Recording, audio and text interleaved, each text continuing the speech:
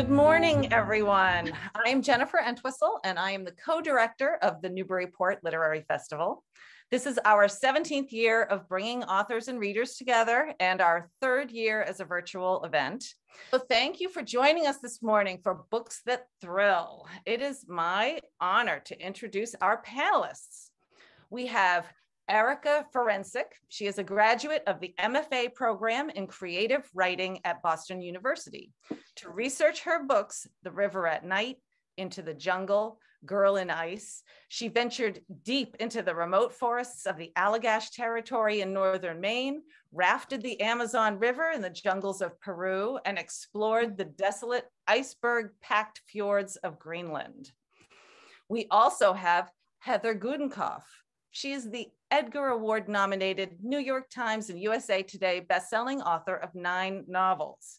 The Overnight Guest, published in January, is a USA Today Publishers Weekly and New York Times bestseller. Heather's critically acclaimed novels have been published in over 20 countries. She lives in Iowa with her family. Edwin Hill's critically acclaimed crime novels include the standalone thriller, The Secrets We Share, and 3 novels featuring Hester Thursby, Little Comfort, The Missing Ones, and Watch Her. He lives in Roslindale, Massachusetts with his partner, Michael, and his favorite reviewer, their lab, Edith Ann, who likes his first drafts enough to eat them. And Wendy Walker. She is the USA Today and Sunday Times bestselling author of psychological suspense. Her latest novels include Don't Look for Me and the Audible original American Girl. Prior to writing, she worked as a lawyer, investment banker, and trained for competitive figure skating. Wendy lives in Fairfield County, Connecticut, writing and contemplating her next adventure. Thank you so much for joining us, everyone. Wendy, I will turn it over to you. Thank you. I'm always surprised when I hear a bio that I revised. I'm like, oh my gosh, did I say that? I know, right? I'm plotting my next life adventure. I don't know what inspired me to say that. Anyway, welcome all of you wonderful authors and friends. And I was so excited to read all of your books, and there's all so different. And it was, I have to say, one of the most challenging panels that I've moderated because the books are so different. Right. And you know, I'm trying to come up with common questions, but we're going to do it. We're going to do it. We are. So the first thing that I want to ask all of you to do is just introduce your books and give our viewers who haven't had a chance to read them a little taste of what they are about. So do you want to start, Erica? As I disappear from the screen. So you want to run away? I don't know what's happening. I'm just playing with this blurry background, kind of loving it. I'm in this rando hotel room that no one wants to see. Love it. Including myself. Anyway, so my book is Girl in Ice, which is hard to see. Okay, I guess you can kind of see it. Oh, yeah, I have a blurry background too. Oh, so yeah, struggling with that. Okay, so Girl in Ice is about an American linguist named Val, who is tasked to go to an extremely remote climate research center off the coast of Greenland, where a girl has been found in a glacier who has thawed out alive, speaking a language no one understands. 8 months before the novel begins, Val's twin brother, Andy, who was a climate science researcher up in this incredibly remote place, walks out middle of the night, 50 degrees below zero, and freezes to death.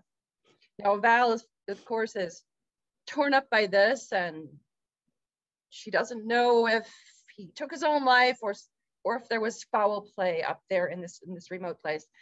So the story begins when Val gets an email from Wyatt. Now, Wyatt was another climate researcher up there when Andy walked out, and telling her about the girl, telling her, we found this girl. She thought out alive. I can't explain it. Don't know why. Don't know how. But you've got to come up here and try to decipher what she's saying. Now, Val is a specialist in dead Nordic languages, but she's also suffering from a pretty severe anxiety disorder. So for her to even leave her comfort zone of home and school, if she's a teacher, is huge. But in the emails, a little clip of the girl speaking, and she plays it. And as she doesn't understand a word that the girl is saying, but she hears fear and she hears trauma and she hears, you know, please help me in the tone. So so Val has to make this decision. Am I going to go to this incredibly remote place in this unforgiving Arctic wilderness?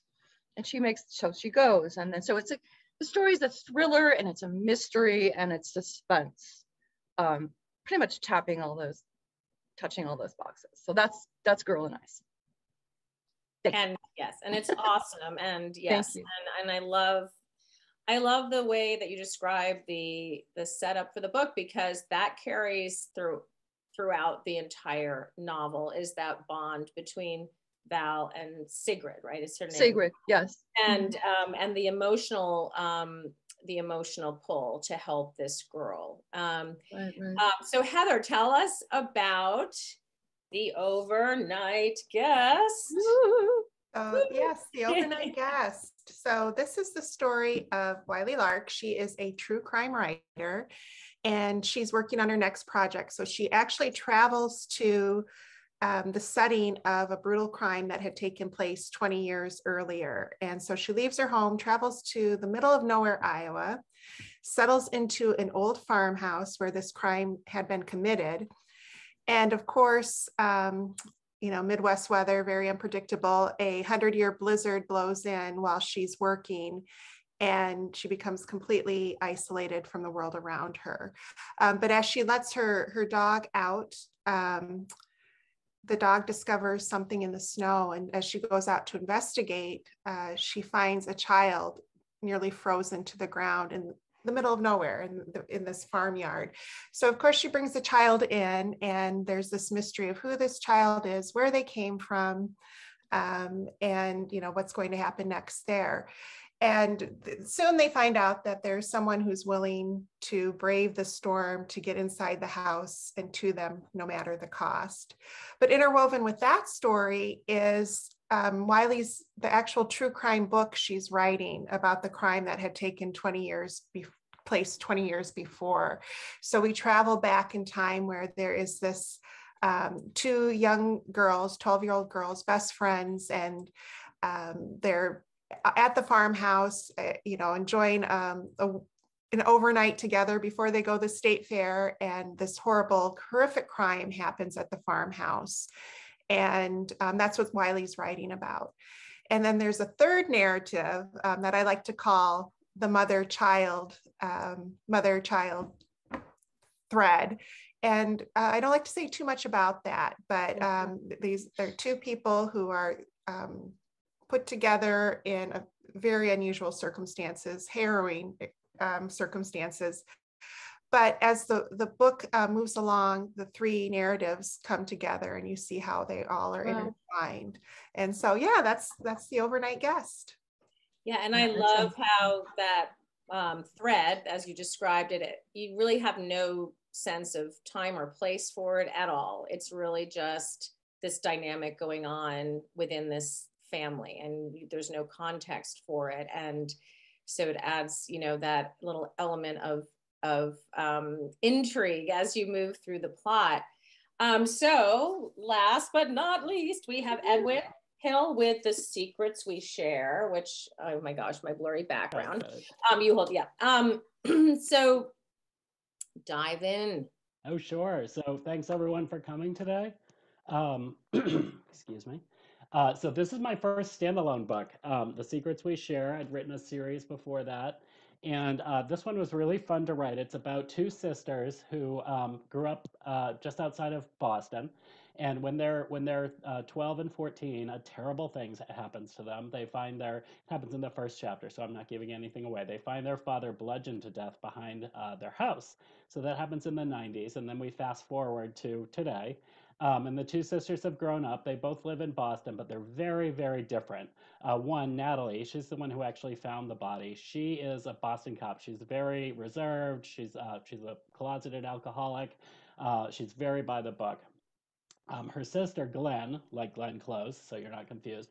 Glenn Glenn is very outgoing. She's very extroverted. She was a consultant for a long time, very successful, but recently she started up a baking blog that has become successful. And she's about to publish a book, and she's on the cusp of success, which is something that I really love to explore in novels. So, right as she's on the cusp of success, something happens in her neighborhood. A young girl wanders into, or is dared to go into, a abandoned factory. And when she goes into, what happens when you go into an abandoned factory? She Bad finds a things. dead body. Nothing good ever happens when you Nothing go good. into an abandoned factory. So this girl finds this body, and Natalie is called in. Natalie, who's the cop, is called, or she's a detective. She's called in to investigate the this crime. And slowly but surely, there start to be some parallels between what happened to Natalie and Glenn when they were young and what's happening in the current day.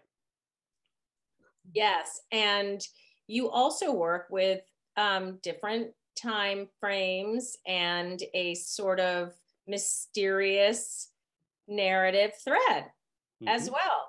So you have that same sense of intrigue with the different time frames and the different narrations, which we're going to get to that in a minute. But I want to start at the beginning, which is to talk about why all of us write thrillers, because I mean, these books are so different, and you all come to writing with different takes. I mean, Erica, your books are very atmospheric. They're highly researched in terms of where you in terms of place and atmosphere. Heather, you've written 9 novels, like bestsellers, and they're they're all thrillers and suspense. And Edwin, you've gone from writing a series now to a standalone, but also all 3 of you in this genre. What drew you to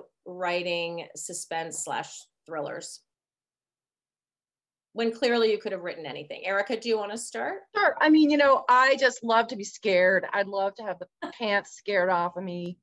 I don't know. I'm pretty simple like that. I think we all look to story to take us away from our day-to-day life. And some people, I think, in the human brain, in order to be healthy, needs story. We've been telling each other stories since we were living in caves. And look, I saw this dinosaur, but he came this close, but whatever, and we just need story to stay healthy. And I think some people, go to romance. They may go to all kind mystery. They may go to whatever it is. But for me, I just like to be on the edge of my seat. I find that's how I escape. And I think that, so my biggest dream and my biggest goal, I think we're creating entertainment, and obviously we are doing that. But think how profound a concept that is, it's, and how difficult it is to create something that is truly entertaining. I think we're all trying to do that. But anyway, to answer your question, I just love scary movies. I love scary books, but I love really psychological thrillers. And the books that you guys write, all of you guys write, but the way you guys, Heather and Edwin, just described it, I don't know, I'm not smart enough to write all those threads. I go with one thread, but that is super cool, because you're weaving in the thriller with the mystery, and I was just getting like my spine was thrilling, listening to oh my God, how do all these stories come together? And someday I'll write a book like that. I don't know. Oh, you don't have to. No, I love is that you can scare people and thrill people in all different ways, which I know we're going to get to, but it's true. It's endless. It's true. It's very true. I mean, yes. So Edwin, what drew you to writing about crime? Really is, I would say your novels are very crime focused. Yes. And then also to move away from your series and write a standalone. Oh, sure. Well, I would I would echo a lot of what Erica said. I like being thrilled. I love scary movies. I love all sorts of police procedurals on TV and stuff like that. But I guess one of the things I have a very logical mind, and I love to see how the pieces of a puzzle fit together. Working on a novel like the ones that I write, it can often feel like you're working on a jigsaw puzzle, but all the pieces are upside down, and you don't have a picture to look at. And so you're trying to piece together how all these various threads that you've come up with together. And there's this magical moment that I'm waiting to happen with my current manuscript, where where the picture suddenly reveals itself, and all of a sudden you start putting things together, and it really becomes crystal clear. So I love that piece of it. My books also, I love this idea of the edge of people go to the edge of making terrible decisions. Real people go to the edge of making terrible decisions all the time. And it's always interesting to look at the idea of actually going over the edge of making that terrible decision, and what that does to what that does to someone. What does it do to you as a person as you live with yourself for the rest of your life, knowing that you went over that moment? So that's often a theme of my novels as well. Yeah, I think that most thrillers, that's where they take us, right? And what Erica was saying about how storytelling provides an escape, and entertainment is a form of escape. But I think by allowing readers to live vicariously through people who have gone over the edge, that we get to sort of experience a little bit of that without maybe going over the edge ourselves. Not that, I'm not saying I have or haven't, I'm just saying, but you don't have to when you can read a book about it, which is awesome. So Heather, have you always been drawn to writing suspense thrillers? Did you ever think of writing anything else? Do you want to go off and write a romance novels at one point? Like what draws you to this genre? Yeah, when I started writing seriously, it was definitely the suspense thriller genre. And, I think I take that back to my childhood, and not that I had a scary childhood. I had a great childhood and grew up in a great house, but I was the youngest of 6. So we were, clamoring for that attention from our folks. And one special thing that my dad and I would do is on Friday nights, back in the day when we had like 3 channels, right? And they would have a Friday night mystery or something on TV, or, a somewhat scary show. That was our time together. So we'd sit and watch, something scary, and really enjoyed that. And then I found myself drawn to his bookshelf and the books that he had on his shelf. So there was a lot of thrillers and like Tom Clancy. There was a lot of later Jonathan Kellerman, Stephen King. And, I found myself reaching for those books, and just, fell in love with the storytelling, enjoy being scared as well. And I really, that piece Edwin said about puzzles, that really intrigued me, because as a reader, I love to try and figure out what's going to happen. And as a writer, it's that same feeling. You want to try and get those pieces in, and surprise yourself even as you're writing. So it's a lot of fun. Yeah, I think that no, just quickly, like I think that, I have a theory that like mystery genre sort of taps the more intellectual side of what we're reading, because you're trying to figure out a puzzle, whereas thrillers tap more the emotional side. There is dread, there is fear, there is this sense of unease.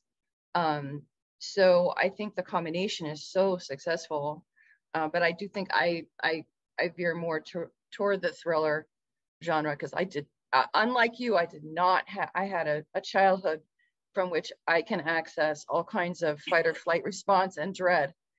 I'm over it. 10 years of therapy, I'm good. But it's like I have that, there's a thin veil between me and those emotions, which is great for my work, Yeah, and it does allow you to to tap into those places and explore them through fiction, which you can always pull back from because it's not actually true. And just so going you know, off of what you were saying, and everyone coming from a different background, everyone now being drawn to these types of stories for such different reasons. Where do your ideas come from? And in particular, where did the idea for your current novel come from? And Heather, do you want to start? Like, where? Sure. I want to know, like, where, and because I know readers love to know this, but were you driving in your car and you're like, someone's in the snow and there's a child outside, or was it, you know, oh, a true crime writer? Like, what was the start of the seed of this book, and then how did it grow? Okay, yeah, so kind of both of those. I, like many, I pretty obsessed with true crime. I watch all the documentaries, I listen to the podcasts, and read the books, and, just very fascinated by the topics. But I write fiction, and I thought, well, I make things up for a living. And while I don't write true crime, I can have a true crime author be the main character in one of my books. And that was kind of my way to give my nod to that true crime genre. And but the crux of the story came, I was online just looking for inspiration. I often go through news articles and looking for unique crimes or ideas for future books. And I was on a site, and it wasn't a crime actually, but it was one of those sites where it's like the 10 craziest things that happened in your state or something like that. And it wasn't Iowa, but it was Minnesota. And it was a story from 1980 where a young girl was traveling in the middle of winter to see a friend in Minnesota. It was storming, below zero, blizzard weather. She was driving, she slides off the road into a ditch and has to make the decision whether to stay with the car until help arrives or to walk the last 2 miles to her friend's house. Well, she decided to walk the last 2 miles, and she almost made it. And she collapsed in front of the doorstep, wasn't discovered until 6 hours later. And when her friend found her, she was frozen, appearing to be frozen solid, eyes open. She was so cold and stiff, they couldn't manipulate her limbs to put her in the front seat of a truck. So they had to slide her to the back seat of the car. They rushed her to the hospital where the doctors started working on her. The hypodermic needles that they, tried to deliver medicine through snapped because she was so cold, but she was all right. In the end, she was absolutely fine. And I was just so fascinated by that story. I thought there's got to be some way I can incorporate that into the book I want to write. And so thus is the young child found in the snow. Of course, not to quite that extreme, but that sense of like, how do they survive this? Why are they out there? How long were they out there? And just so many questions started coming from that. And that's where the jump off was for me. That's amazing, because where the story goes, I thought you were going to say it was going back to like these, this sort of crime from the past and how it threads to the present. But that's just, it's so fascinating to me where authors get their ideas. And of course, now I have to segue, Edwin, I'll get back to you, but I have to go from the girl frozen on the step to the girl in ice, because how did you come up with this story, Girl in Ice? Did it start with, there are so many threads in this book. There's environmental threads. There is obviously the science. There's a huge scientific component about, how amazing would it be if we knew how to freeze ourselves? Like, oh, freeze me, thanks. My kids are in college, I'm good. Wake me up at another time or not, I don't know. But, so there's science, and then there's this emotional connection. There's the twin brother who dies. There's the setting, right? The Arctic Circle, which is so cool to be there. And then there's this connection with this girl, and then all the language stuff. So I'm curious, where did it start, and how did all these threads get pulled together? Well, I want to know, so what is this thing with frozen people, huh, Heather? Right? Great minds. Great minds. Well, so so with this book, I wanted to just create a story with sort of everything that I felt a super affinity with. One was Arctic settings. Another was I love writing along the edge between what's real and what isn't. Just right along there, so that as the reader, you're like, could that be? Could that be? And I love science and I love language. The idea for the story came, I was walking behind the house. It was winter of 2017. And I'm always walking. That's where I get my ideas when I'm walking outside. And I walked by this frozen pond, and along the edge of the pond, there were these 3 juvenile painted turtles, and they were frozen, mid-stroke.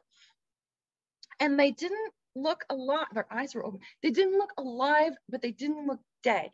So I ran home and I Googled what creatures can actually freeze and thaw out alive. And it turns out that there are several creatures that can do that: wood frogs, certain alligators, certain insects, and so on. But the sort of mammalian or the reptilian version have a certain cryoprotein that protects the cells when they freeze. So, think of water, and when it turns to ice, it becomes jagged. And so on a cellular level, that destroys the cell. So we don't have cryoproteins in our body. Maybe someday we can create them and do the dream thing, right, Wendy? Of like, okay, wake me when this is over. But so I guess I thought, well, why not? I just thought of a girl in a glacier. I just saw her foot from the side, and she was running, and I thought, well, what is she running from? And who is she? And what happened to her? So from there, I went back and back and back to creating who she was and why. And so then came up with the story. And I love really remote settings, sort of almost a closed door mystery when the whodunit.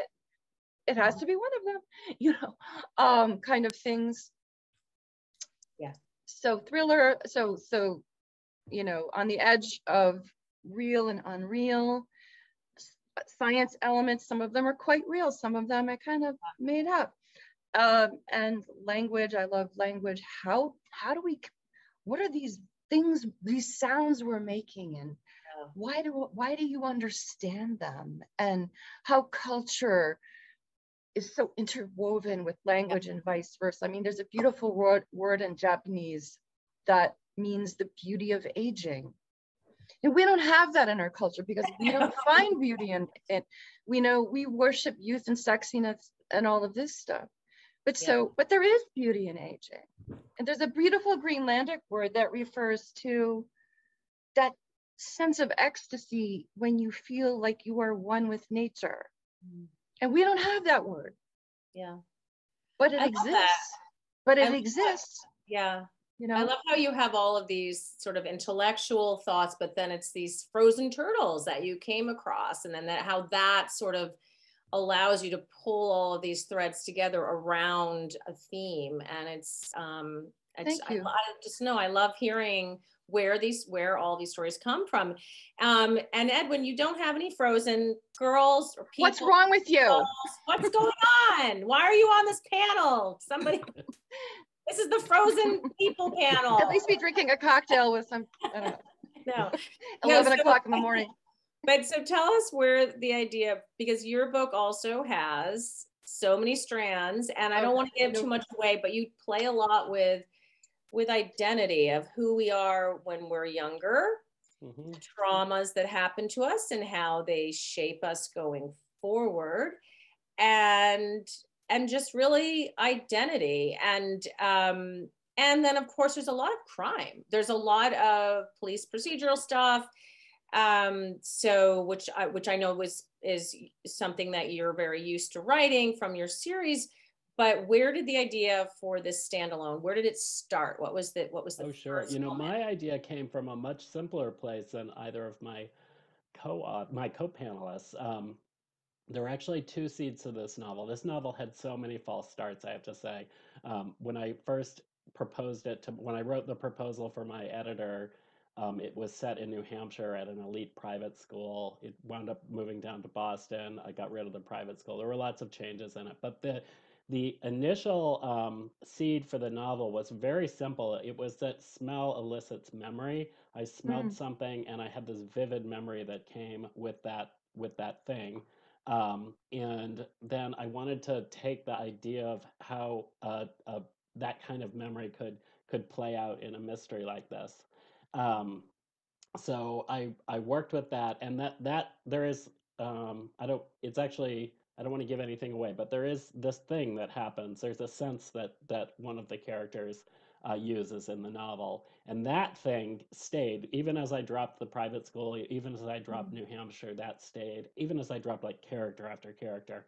So that stayed. But then the second seed for the novel was, it came really late in the process. The manuscript was due to my editor on like April 1st, maybe. And I was really in a panic. It really, what, like that thing that I was talking about earlier, where the puzzle pieces come together, they were not coming together. So I was driving near my house. There was this old abandoned factory by my house, right next to a private school. And I was driving past, and I thought, I wonder if those kids ever go into that factory. I wonder if they ever dare each other to go into that factory. And then I was like, oh, of course they do. And what do they find when they go into that factory? And so I was like, I don't know where I was. I was probably taking my dog for a walk. And so, like, of course, I was walking my dog, and I kept thinking about this and thinking about this. And then all of a sudden, like in that walk, the whole novel came together, which was so amazing.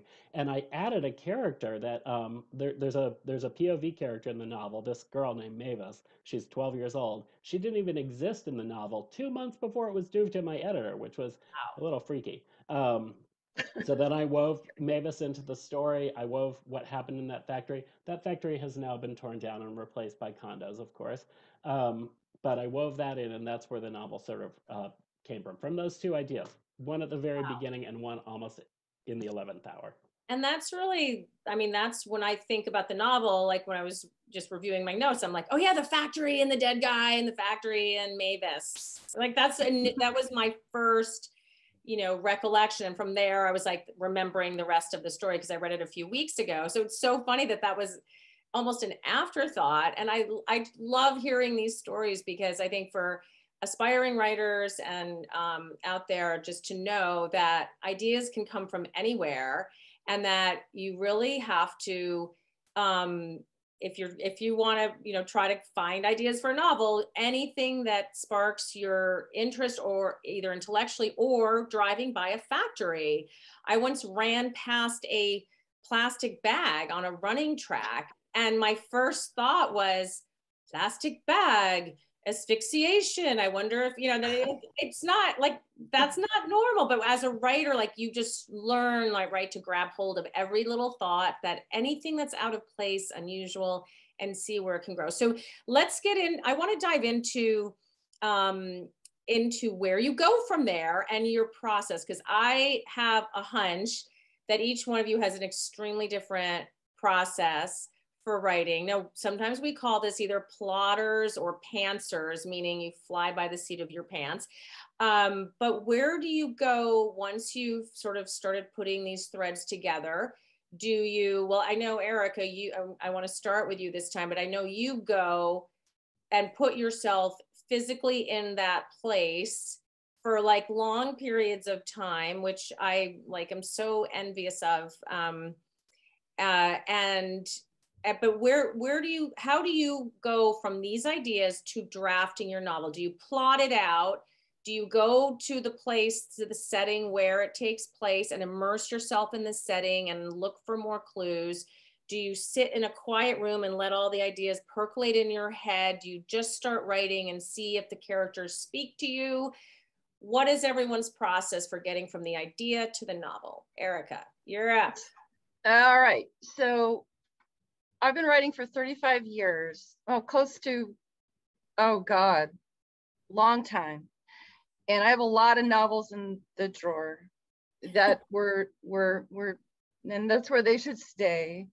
And they were written without plotting. And I wrote those.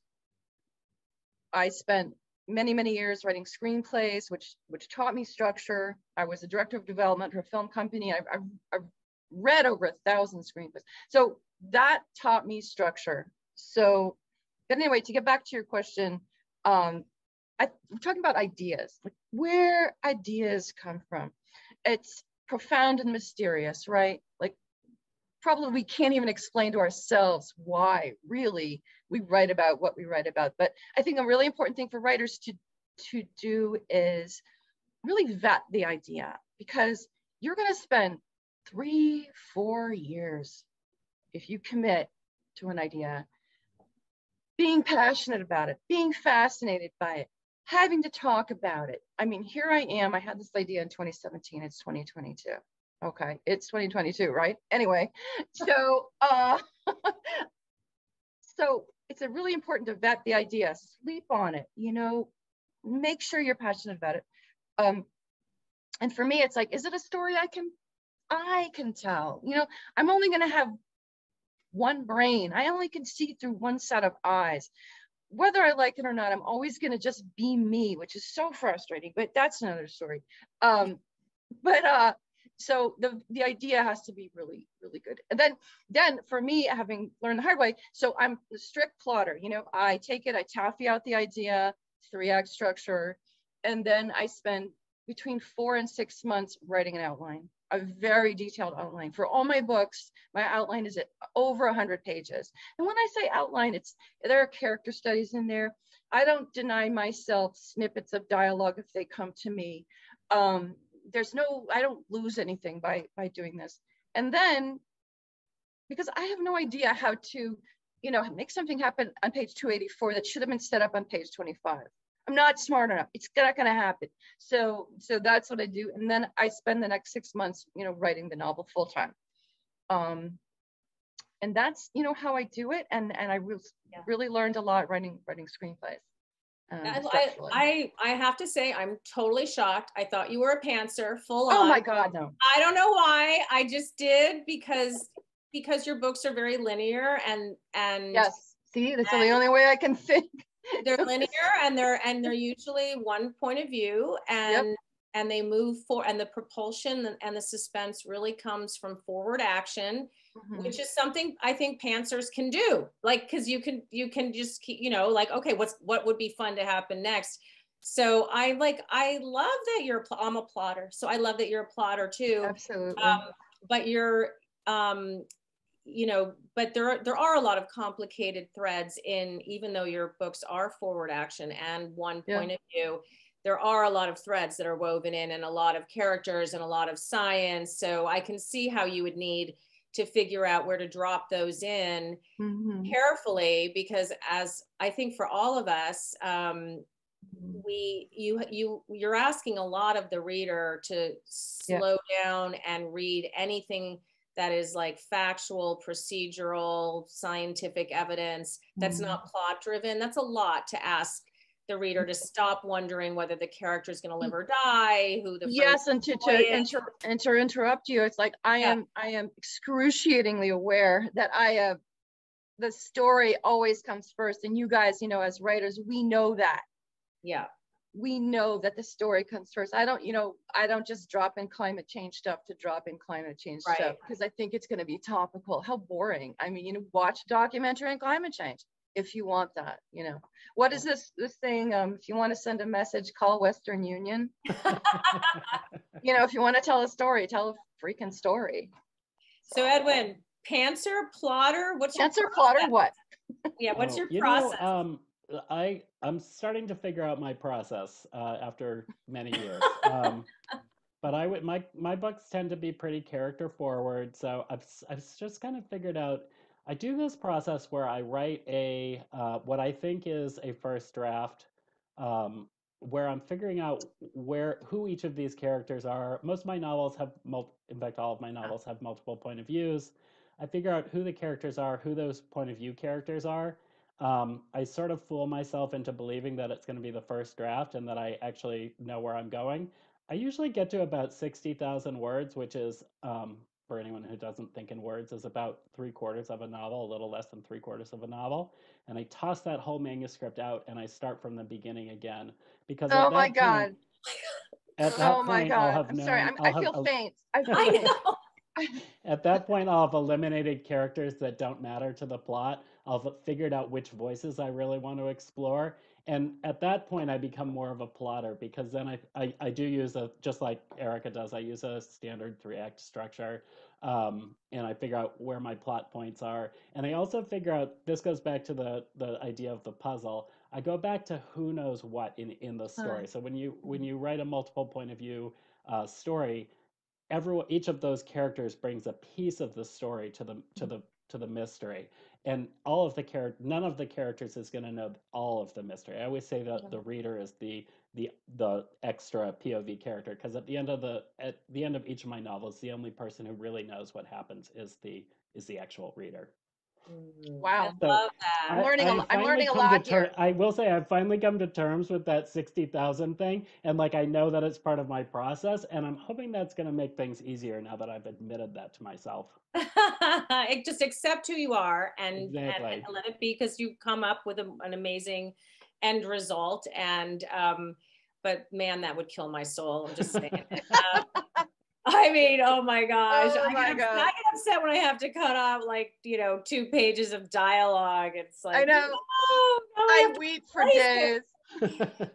Heather, what about you? What's your process? So I describe my process. I start with a brief summary of where I think I'm starting and where I think I'm going. And I decide on, because I often write with multiple perspectives as well. So I kind of decide who those voices are going to be. And then I say, I just start writing, and I write ugly. It's awful, ugly. I get everything out on the page, knowing that I'm going to have to go back in and do some really deep work. And so, that's how I start. And when I get to the revision process, I probably end up getting rid of 60,000 words, but I can't do it in one fell swoop. I can't. So I kind of lie to myself, and then I'll add a little more, take a little out, add a little more. And then it doesn't feel quite as painful as though it is painful. So I often end up with a very different book than I start with. And often like the whodunit is different. Sometimes the different voices emerge from, who should be talking in the book, telling the story. So yeah, I say I write ugly, and I've kind of come to terms with that as well. I would love to know how to plot well. I've tried a few times, and that hasn't quite worked for me, but I am always willing to learn, because I think the way I write isn't the most efficient. But it's really an exploration for me of where I'm just feeling my way with the characters and see where we end up together. But I think I do a lot of that, that thing, with your 60,000, Edwin and Heather. Like, I think I do a lot of that self-editing during the process of writing my outline. When I say outline, I don't even know the word for it, really. I mean, what's 100-page? Is that an outline? That's probably the wrong word. But I do a lot of that. That sucks. Get rid of that. Get rid of that before I commit. So,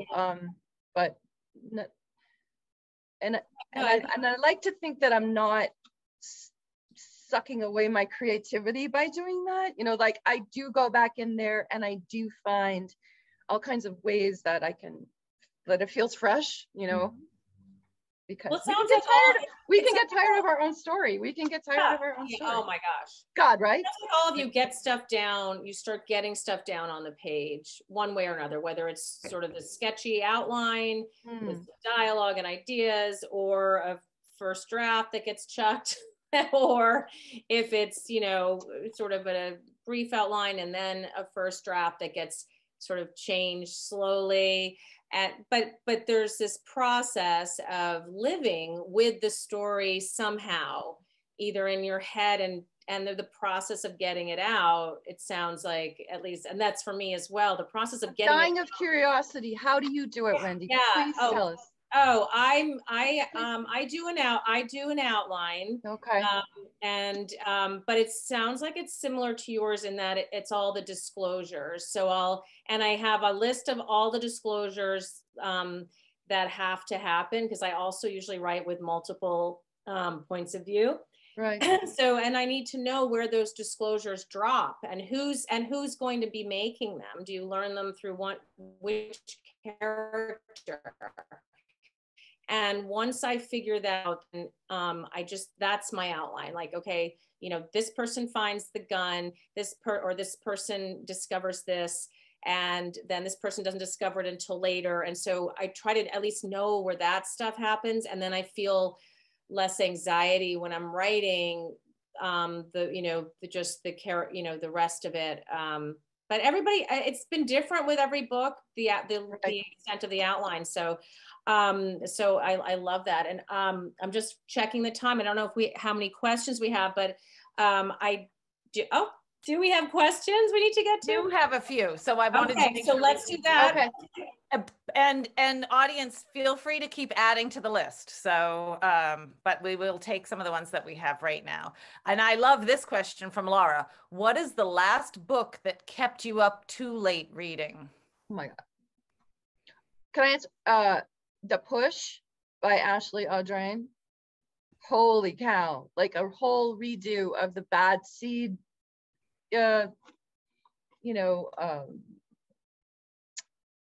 fabulous book. It's terrifying. Mother-daughter thing happening. The Push. I just read 9 Lives by Peter Swanson, and that kept me up. I really liked that. 9 Lives? Okay. Yep. Yeah, I just finished recently The Family Plot by Megan Collins, it was just a fabulous, really dark, fun, creepy read. So good. Cool. And I would say Girl A, which I know has been out for a while, but that one really. Who wrote that? Oh my gosh. Oh, never mind. No, because it's oh my gosh, I'm gonna look it up. Okay. Girl A.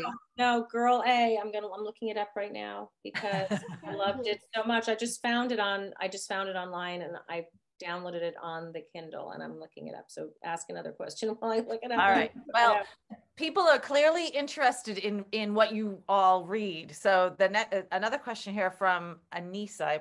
I'm sorry if I'm mispronouncing your name, Anissa.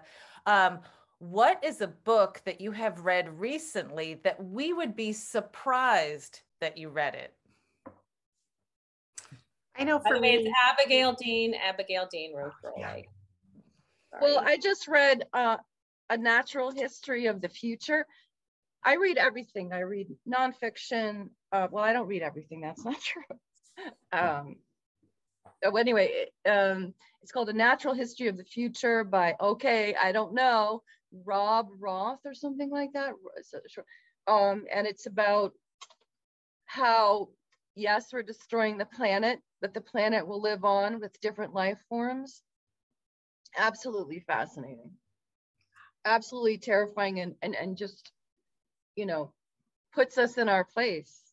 We're animals, one of many kinds of animals. Anyway, fabulous. Well, for me, I think people who don't know me would be surprised. Every year I reread my favorite book of all time, which is My Antonia by Willa Cather. And I just adore that book, love it. Every bookstore I go to, I look for a new edition. So I have like a stack this high of different editions of the book. And I just picked this one up at Indie Bookstore Day yesterday. So yay. I just learn something new every time I read the novel. And I just adore the way she made setting a character of the book. And it's something I will always strive to do in my own books, not near to the degree she does, of course, but so My Antonia by Willa Cather. I teach at Emerson College, so I've just finished the semester and have been reading mostly student writing recently. But there are a couple books that I return to periodically. I really love The Secret History by Donna Tartt. Oh my God, from that. such and then game changer right there. Love one book I really love for how it plays with narrative structure and voice is The Prime of Miss Jean Brodie by Muriel Oh my Spark, God. which I really love because it's only 120 pages, so Yes. you can read it in one sitting. What a heartbreaking book. What a perfect book. Perfect book. The tone, everything. Yeah, and what have I read lately that's surprising? I mean, I guess if I'm not reading thrillers, I'm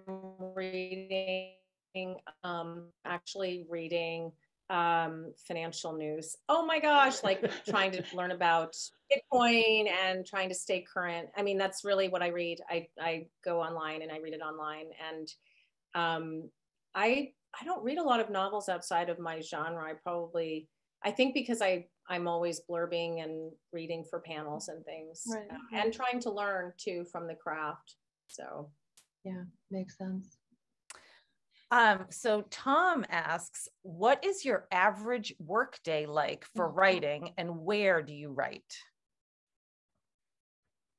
Well, I'm very privileged. I have a very flexible schedule with teaching, so I work on my writing every day from 8 until about 11:30, and it can either be, it depends on where I am in the drafting phase, but it can be just forcing myself to write pages, forcing myself to write a certain number of words. When I'm early in the draft, I usually force myself to write a lot of words. I write ugly, like Heather does, and so that's my day, and I just do it in my office. You can see I'm hiding most of the mess, but I do it in my very messy home office. Yeah, same for me. I recently stepped away from education. I was in the education field for 27 years and recently stepped away. So I am able to write more full time now. And so my day looks like, I'll come into my office, which also has different levels of stacks of books and such. And, it really, for me, my days look really different because it depends on what part of the process I'm in. Yeah. So like when I'm in that brainstorming process, I do a lot of walking and hiking like you, Erica, and, getting the ideas going and taking notes a little bit and just trying to work on different summaries. And then from there, when I start jumping in, I'll just sit at my computer and write what I can get, try and have a word count. And then get as far as I can. And then that's when I have to really tear into the book and get more deeply into that. And, that's when my late nights really, my writing seeps into all hours of the day and night.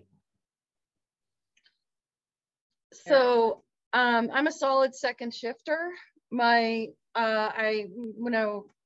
I do stuff in the morning to sort of take care of life and exercise and other little commitments I have. So I've worked in libraries. Going to libraries is great. Love libraries, but I need a super quiet place. And when you get the little room, you only get it for 2 hours. And so I work in a shed.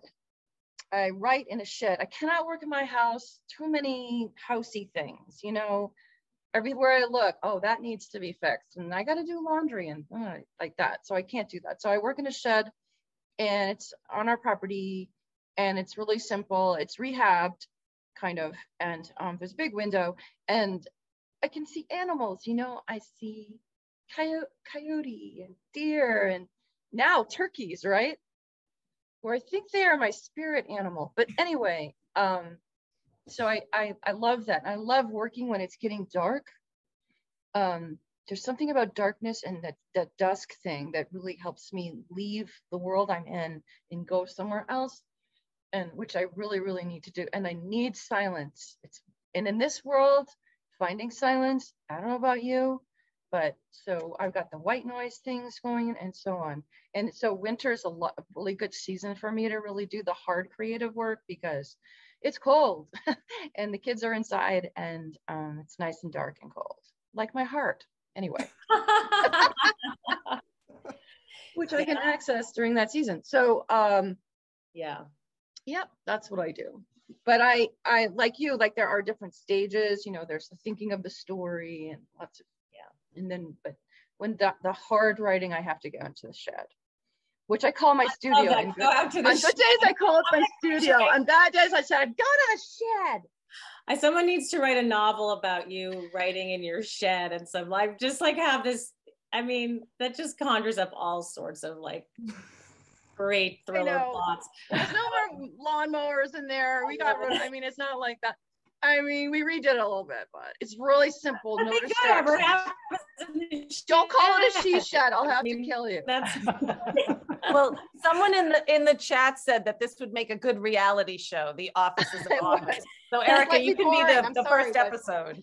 Oh, that's maybe Wendy, what about you? Oh, so I have, I've been writing around my kids' schedule for so many years that I'm very used to, like, as soon as they're off to school, when I used to drive them, and then when they started driving themselves, immediately I have to start writing, or I will get busy with house stuff, and I cannot do the second shift. So, because the second shift has always been kids. So after, it used to be 2 o'clock, and then it was 3 o'clock, and then sometimes later. But so now my rhythm is to write in the morning, first thing, until I'm ready to just, my head is ready to explode. And I will, even when I'm plotting, sometimes I will go for a hike or a walk, but sometimes I just sit and stare at a piece of paper and try to like draw little arrows and lines and connecting things, people, plot, ideas.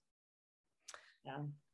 Well, I'm sorry to say we're at the end of our time. I can see from the chat that people have really enjoyed this discussion. So thank you so much to our panel for joining us. Thank you so much to the audience for being part of it. Thank you so much to our panelists, and have a wonderful day. Thank you. Thanks everyone. Thank you, Wendy. Thank you, Jen. Thank you, everyone. Thanks, Jen. Thanks, Wendy. Bye.